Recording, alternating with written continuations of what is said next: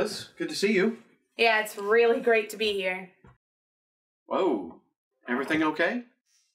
Yeah, it's just that you help me and all, and every time I'm about to come in here, I think about what you and I should talk about, and every time I do that, it makes me realize how unhappy I am. Like, I'm able to ignore it most of the week, but once I get in here, I just realize something's missing. Like, I don't have something in my life. Have you... The thing is, like, I've known all my life that something's missing, and I thought that when I became a Christian that emptiness would be filled, but I'm still as empty as I ever was, and now this becoming a Christian thing is just becoming more of a chore, and I just... Okay, well, have you... And there's a lot of chores to it. I have to read my Bible, I have to serve, I have to pray, I have to give. I'm doing so much, I'm just becoming exhausted. I know last week that you told me I gotta be hungry for God, to be passionate, and I don't know, I'm trying. Well, you're right. I was just going to ask you about that.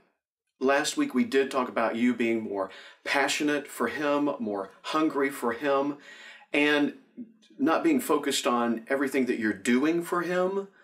But have you thought about that God's passionate for you and that He loves you? Well, now you're starting to sound like a preacher. Oh, sorry. Didn't mean to. Next, you're probably going to tell me that God is hungry for me. Well, yeah, He is. And that's what I'm missing? Okay, think about it like this. You're married, right? Your friend comes to you and says, Kris, my marriage is really bad. It's horrible, and I can't figure it out because I'm doing all these chores for my husband, and yet we don't have any passion in our marriage, and I can't figure it out.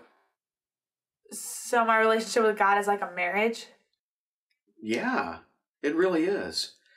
Let me ask you this question, Kris.